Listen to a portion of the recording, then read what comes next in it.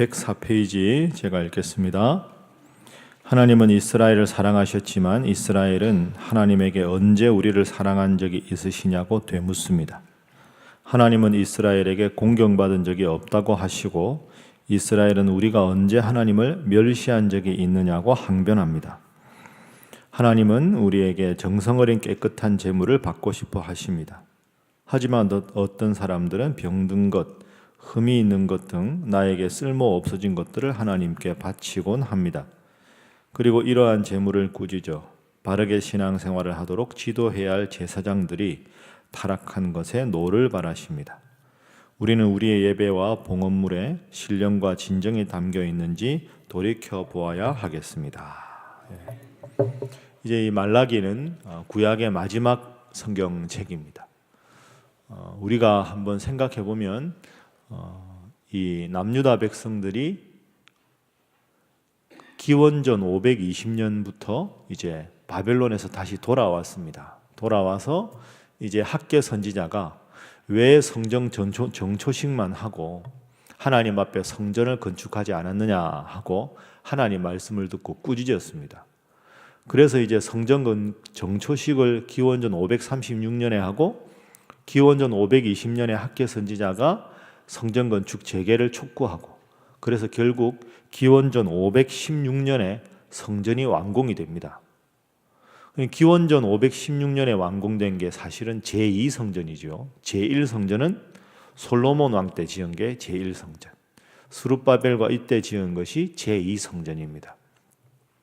그런데 말라기는 기원전 한 430년 정도에 쓰입니다. 그러니까 성전 건축하고도 한 80여 년 정도가 지난 다음에 쓰이죠. 말라기를 이해하려면 배경을 아는 게 중요합니다. 남유다 백성들은 마음이 편하지 않은 상황입니다. 성전 건축만 하면 하나님께서 이제 복을 주시겠지 이렇게 생각을 한 거죠. 그래서 기원전 516년에 성전 건축을 완공을 딱 했습니다. 이제 뭐 하나님이 성전 지으라 그래서 지었으니까 이제 우리나라가 식민지에서도 벗어나고 다윗과 솔로몬 시대처럼 번영한 나라가 되고 우리 모두가 다 부자가 되겠지 하고 기대를 했는데 그 기대대로 되지를 않았습니다. 그러니까 이 남유다 백성들 마음에 다시 하나님을 미워하는 마음이 생긴 거죠. 하나님 어찌 이러실 수가 있느냐? 우리가 뭘 잘못했다고 또 계속 이렇게 고생만 하게 만드시느냐? 그래서 이들은 극도로 타락을 하게 됩니다. 하나님 앞에 드려야 될 제사도 건성건성 드리고 하나님 앞에 드려야 될 제물도 대충대충 하고 그래서 하나님 앞에 다시 마음이 떠난 백성들에게 다시 하나님 앞에 바른 제사를 드리고 바른 제물을 드리고 약속의 백성답게 우리가 살아가자 하고 촉구하는 것이 말라기 선지자의 일이었습니다. 그래서 그런 배경에서 우리가 말라기서를 잠시 보도록 하겠습니다. 1장 말씀은 주로 백성들의 타락과 하나님의 대화. 하나님께서는 너희가 타락했다.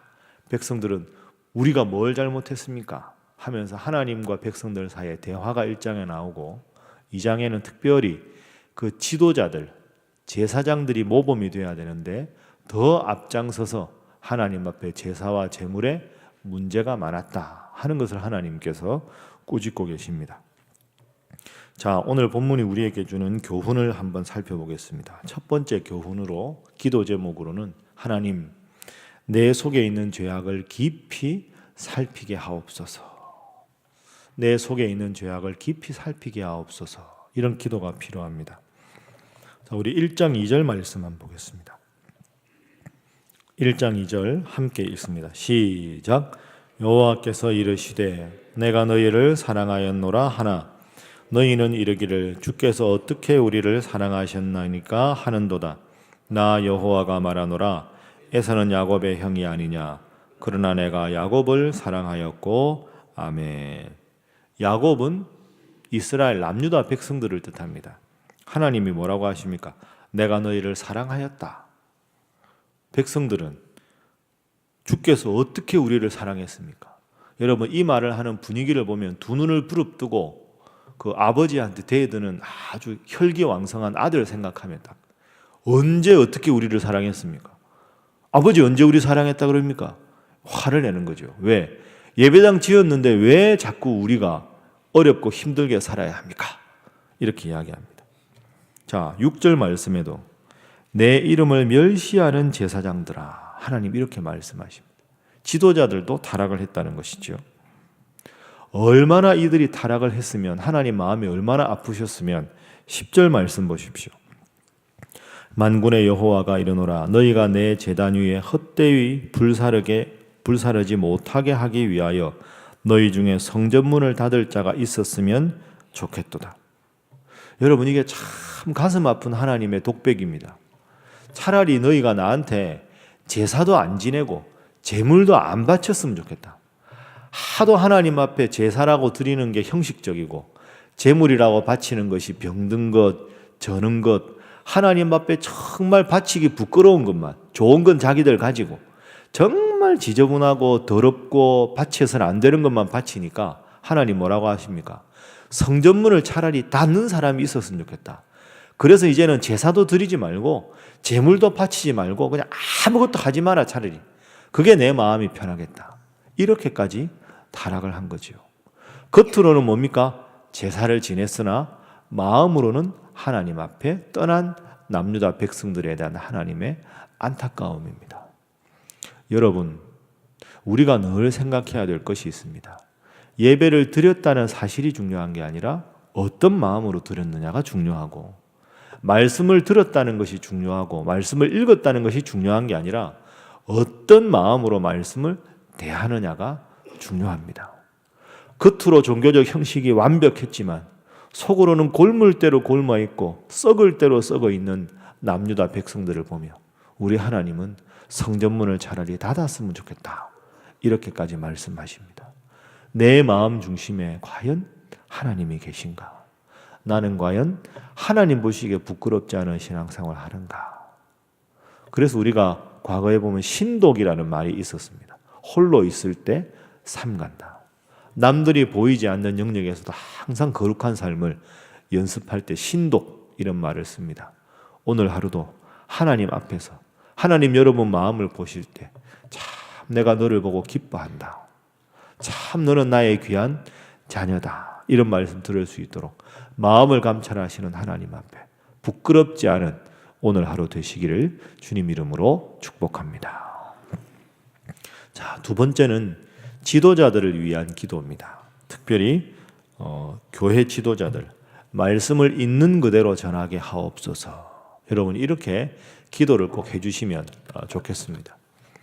제가 이제 이번 주도 주일 설교를 합니다. 지금도 여러분 앞에서 새벽기도 설교를 하는데 목사님들을 위해서 늘 기도하실 때 하나님 말씀을 가감없이 잘 전하는 목사님 되게 해주십시오, 이렇게 꼭 기도를 해주시면 감사하겠습니다. 1장 1절 말씀에 보면 여호와께서 말라기를 통하여 이스라엘에게 말씀하신 경고라. 이 말라기라는 단어의 뜻은, 선지자 이름 뜻은 나의 사자, 이런 뜻입니다. 그러니까 하나님께서 말라기에게 주신 말씀을 하나님의 사자로 가감없이 그대로 전하는 게 말라기의 역할이었습니다. 오늘 우리로 말하면 여러분이나 저나 다 말라기입니다.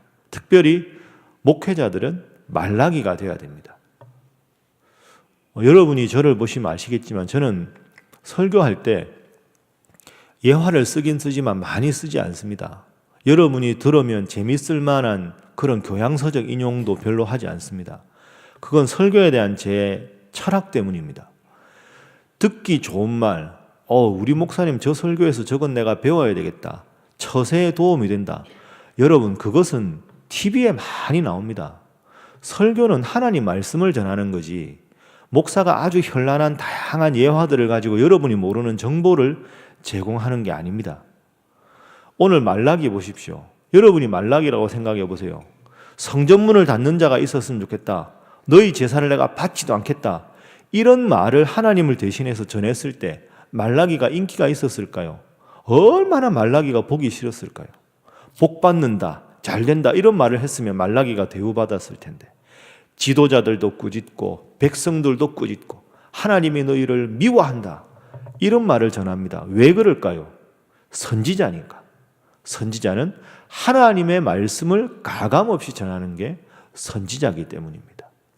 여러분이 목사님들 위해서 기도하실 때 하나님, 우리 교회 목사님들도 오직 하나님 말씀, 사람의 영혼을 살리는 것은 귀에 듣기 좋고 몰랐던 지식을 아는 게 아니라 우직하지만 묵직하지만 이 하나님 말씀을 가감없이 전할 때 여러분의 영혼이 성장할 줄로 믿습니다.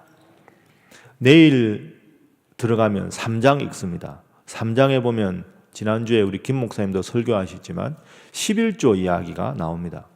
제가 내일 모레 할 설교 원고를 다 썼는데요. 이번 주 제 설교의 주제는 11조에 대한 주제입니다. 제가 설교할 때 말씀드릴 텐데 헌금 설교는 가급적 안 하는 게 좋다 이런 말이 있습니다. 교인들 듣기 부담스럽거든요. 근데 제가 합니다. 여러분 부담스러우라는 게 아니라 하나님께서 주신 말씀이고 주제가 그거면 그걸 전해야지. 내가 이거 전하면 교인들이 시험 들 텐데, 교인들이 나 불편해할 텐데, 그걸 생각하는 순간 그건 목사가 아닙니다. 목사는 때로는 꾸짖는 말씀도 전해야 되고 때로는 하나님의 위로도 전해야 되는 게 목사이기 때문입니다. 그리고 여러분도 늘 기도하셔야 됩니다. 하나님, 우리 목사님이 하나님 말씀을 그대로 가감없이 전하게 하시고 그 말씀이 입에 단 말씀일 때도 아멘으로 받지만 입에 쓰고 마음이 아파도 하나님 말씀이기 때문에 아멘으로 받는 자가 되게 하여 주옵소서. 그렇게 여러분 기도해 주셔서 정말로 우리 교회가 말씀이 살아 움직이고 기도가 살아 움직이고 하나님이 주인 되는 교회 될 수 있도록 여러분 함께 기도로 도와주시도록 주님 이름으로 부탁합니다. 이것이 두 번째 기도 제목입니다. 세 번째는 하나님을 존귀히 여기는 자 되게 하여 주옵소서. 여러분 이 기도는 평생 여러분이 기도하는 제목이 되시면 참 귀하겠다 생각합니다. 하나님을 존귀히 여기는 자 되게 하여 주옵소서. 자, 우리 2장 3절 말씀 한번 보겠습니다. 2장 3절. 자, 제사장들에게 주는 하나님의 저주입니다. 시작. 보라, 내가 너희의 자손을 꾸짖을 것이요 똥 곧 너희 절기의 희생의 똥을 너희 얼굴에 바를 것이라. 너희가 그것과 함께 제하여 버림을 당하리라. 아멘. 이게 참 치욕스러운 겁니다. 여러분 제사장이 제사를 드릴 때 어떻게 합니까? 그 회막문에 들어오기 전에 바깥에 짐승을 다 잡고 모든 배설물들을 미리 다 바깥에 정리합니다. 그리고 다 불살라 버리지요. 그런데 하나님이 뭐라고 합니까? 희생 제물의 배설물을 너희 얼굴에 바를 것이다. 하나님이 사실 이런 표현 잘 안 하시는데 얼마나 마음에 하나님께서 안타까우시면 제사장이 하나님 앞에 제물을 잡아서 드리는 사람인데 너무나도 형식적이고 하나님 중심에서 떠났기 때문에 그 가장 지저분한 그 오물을 너희 얼굴에 내가 쳐 바를 것이다.